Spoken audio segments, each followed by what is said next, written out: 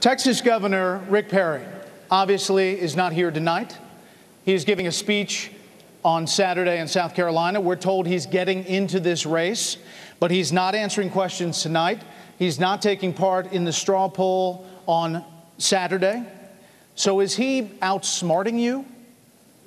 30 seconds, Congressman Paul. Well, maybe he didn't want to face up to the challenge, for all we know.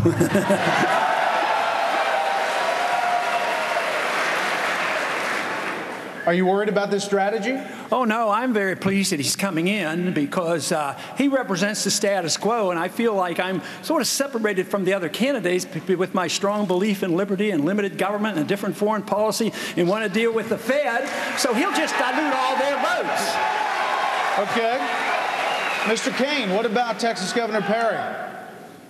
Welcome to the contest. From my perspective, it doesn't bother us or my campaign.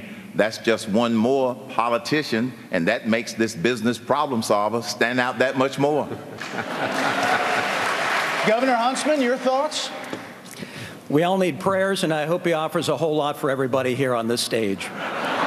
But you know what? Aside from that, we also need jobs in this country. And I hope that if he does get in this race, he broadens and expands this dialogue about job creation. The people in this nation know that President Obama has had 2.5 years to get it right. On the most important issue we face, expanding the economy and creating jobs, he's fundamentally failed us. So anyone who's going to expand this group a little bit and brings a little bit of savvy on the subject, I think is a net plus. Former Governor Sarah Palin is here in Iowa this week as well. She's not in this race yet either. Congresswoman Bachmann, is she stealing your thunder? I like Sarah Palin a lot. We are very good friends, and I think there's room in the race for Governor Perry, Sarah Palin, or even Brett, you too, if you want to throw your hat in the race. I'll be out of this one. Speaker Gingrich, any thoughts on either of those? Well, I want to echo what Congressman Bachmann just said. You know, Mayor Giuliani has every right to run, and I think he's talking to some folks about it. Governor Perry has a great record of job creation in Texas, and I think is a very formidable person. Governor Palin has a nationwide audience. And I know it's a shock sometimes to political folks, but the first delegates are chosen in January. People have lots of time to come and play. Now, they're missing this great opportunity to be with you guys and have all the fun that we're having here tonight.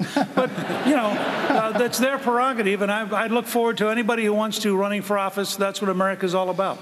I'll split this next round with Chris Wallace, the topic foreign policy and national security. Governor Pawlenty, another 5 U.S. soldiers were killed today in Afghanistan after the single biggest loss, that helicopter crash over the weekend.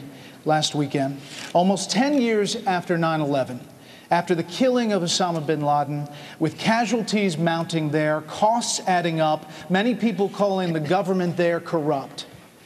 Is it still worth it?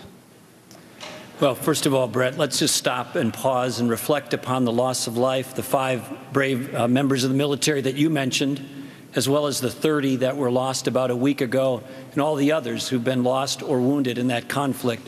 We owe them not just our words of thanks and appreciations, but to their families, our thoughts and prayers. We wouldn't have the country we have without those brave men and women.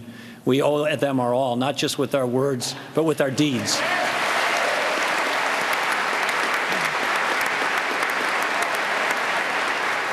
But as to Afghanistan, we were justified in the invasion. It was 10 years ago. People killed Americans. We needed to go there, find them, bring them to justice, or kill them. But in terms of where we are now, 10 years removed, I was there last summer with Governor Perry, by the way, and met with General Petraeus. He thought it would take about 2 years from last summer to have an orderly and successful wind down of our mission in Afghanistan, at least in terms of significant troop withdrawal. President Obama has accelerated that faster than either General Mullen or General Petraeus recommended. I would have accepted their recommendations and drawn them down a little slower. So it's still worth it?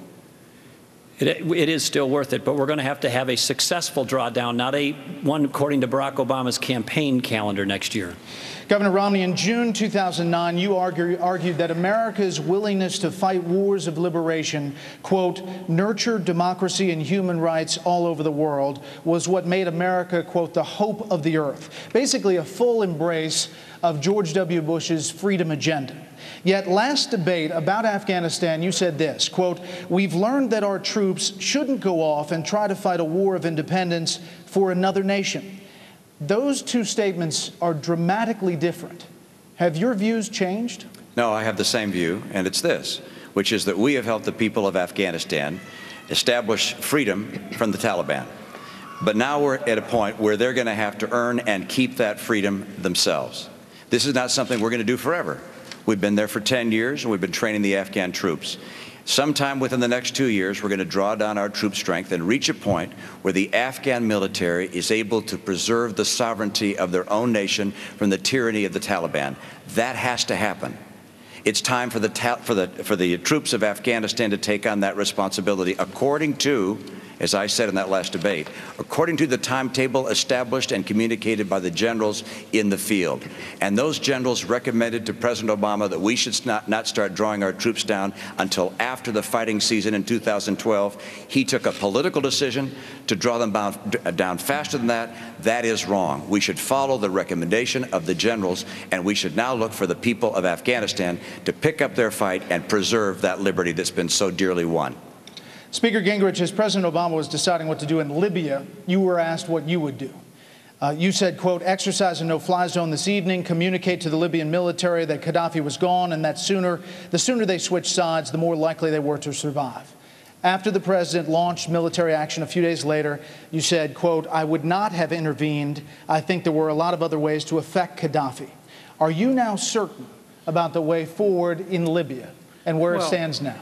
Let me suggest this is a good example of a gotcha question. No, it's not. These are things you said. No, go back previous to Greta Van Susteren 2 weeks earlier when I said what we should do is go in covertly, use Egyptian and other allies, not use American forces. But, Mr. Speaker, you said these two things. That's right. I said that thing specifically after the president that day announced gloriously to the world as President of the United States that Gaddafi has to go.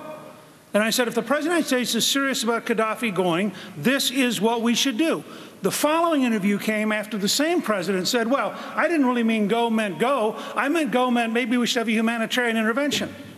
Now, the fact that I was commenting on Fox about a president who changes his opinion every other day ought to be covered by a Fox commentator using all the things I said, not handpicking the ones that fit your premise. Mr. Speaker, the question was, are you now certain the way forward in Libya?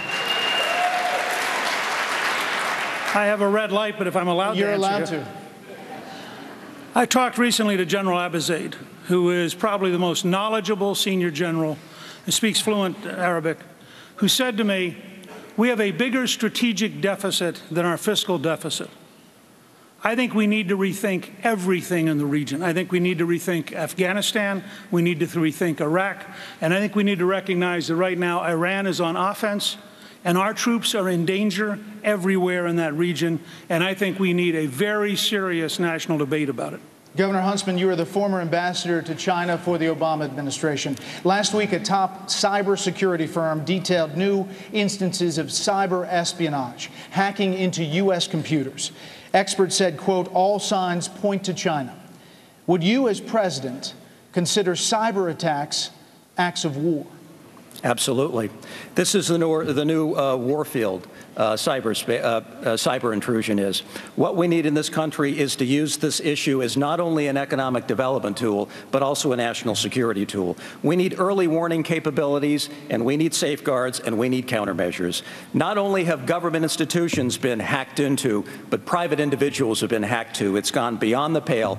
Listen, this is also part of a dialogue that has not taken place with the Chinese. We need a strategic dialogue at the highest levels between the United States and China. That is not happening. This is a relationship, the United States and China, we are both on the world stage. As far as you can see into the 21st century, we are going to have to deal with the Chinese. We better get it right.